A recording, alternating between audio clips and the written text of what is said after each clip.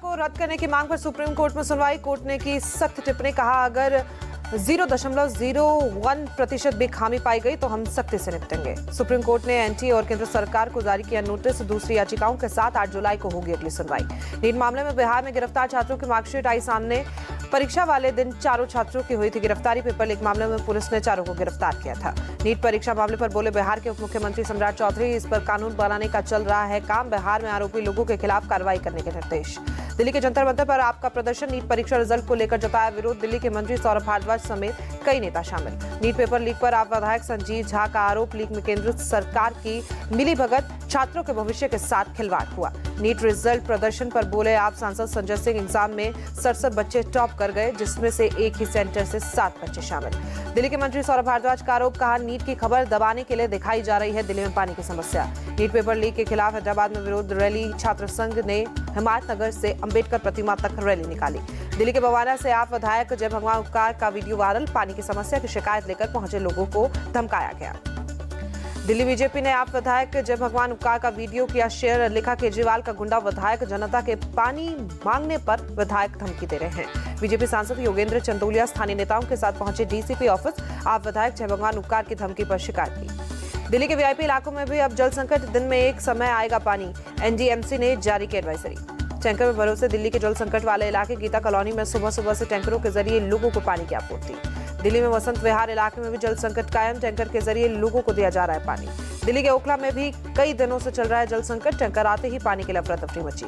दिल्ली के चाणक्यपुर इलाके में संजय कैंप में पानी की किल्लत, एक ही टैंकर से की जा रही है सप्लाई, सभी लोगों को नहीं मिल रहा पानी।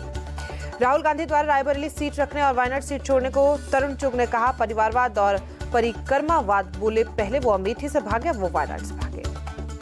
राहुल गांधी के वायनाड सीट छोड़ने पर बीजेपी नेता वी मुरलीधरन ने बोला हमला, कहा अमेठी और रायबरेली की तरह वायनाड भी पारिवारिक निर्वाचन क्षेत्र होगा। राहुल गांधी के वायनाड सीट छोड़ने पर बोले बिहार के डिप्टी सीएम विजय सिन्हा, ये परिवारवाद लोकतंत्र के लिए बड़ा खतरा है, जनता समय पर इनको सबक सिखाएगी। प्रियंका गांधी के वायनाड से चुनाव लड़ने पर पूर्व कांग्रेस नेता आचार्य प्रमोद कृष्णम का बयान, कहा कांग्रेस को हिंदुओं पर भरोसा नहीं है, अगर हिंदुओं पर भरोसा होता तो उन्हें कहीं और से चुनाव लड़वाया जाता। राहुल गांधी के वायनाड सीट छोड़ने पर बोली सीपीआई नेता एनडी राजा, राहुल गांधी ने वोटर्स पहले नहीं दी जानकारी, ये मतदाताओं के साथ अन्याय। सीपीआई नेता एनी राजा बोली राहुल गांधी को अगर वायनाड छोड़ना था तो लड़े क्यों, वायनाड से मेरे चुनाव लड़ने पर पार्टी करेगी फैसला। उत्तर 24 परगना में चुनाव के बाद हिंसा पीड़ितों से मिली बीजेपी की फाइंडिंग कमेटी में अग्निमित्रा पॉल, रविशंकर प्रसाद और विपुल कुमार देव भी शामिल। उत्तर 24 परगना में पीड़ितों से मुलाकात के बाद बोले रविशंकर प्रसाद, राज्य में बीजेपी के लिए काम करने वालों को पीटा जा रहा है, इस मामले को हम राष्ट्रीय स्तर पर उठाएंगे।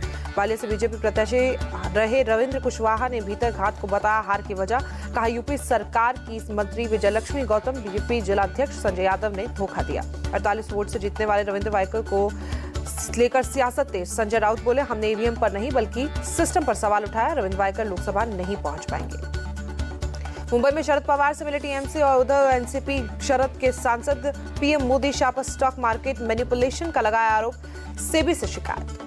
एग्जिट पोल के दिन स्टॉक मैनिपुलेशन के आरोप, मुंबई सेबी दफ्तर पहुंचे विपक्ष के नेताओं ने जांच की मांग की। साकेत गोखले, अरविंद सावंत, तमाम नेता में शामिल रहे।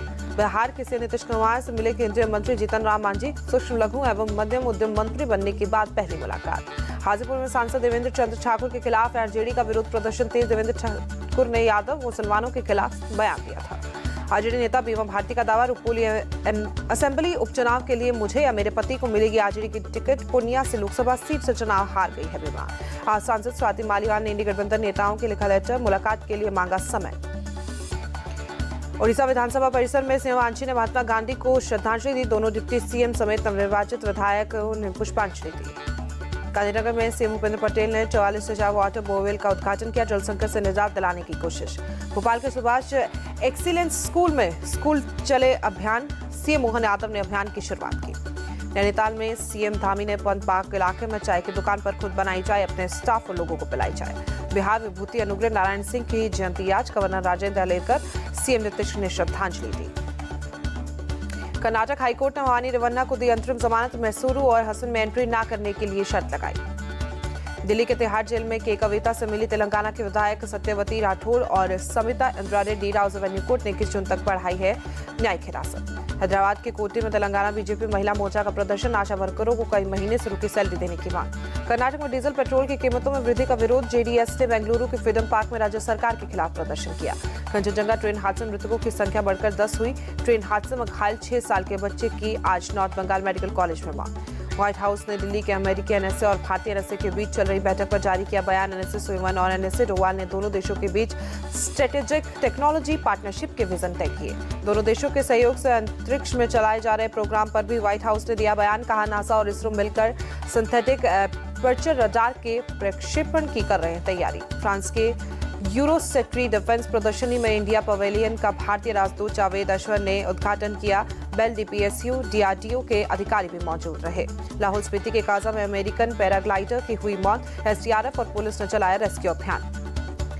जम्मू में पुलिस और एसओजी ने की मॉक ड्रिल। जम्मू के बेस कैंप का किया अभ्यास। अमरनाथ यात्रा की सुरक्षा को लेकर एक्सरसाइज। श्रीलंकाई नेवी ने 4 भारतीय मछुआरों को पकड़ा। मछली पकड़ने की नाव की जब्त। श्रीलंका के इस इलाके में मछली पकड़ने का आरोप। उड़ीसा के बालासोर जिले में धारा 144 लागू। इलाके में बड़ी संख्या में पुलिस बल तैनात।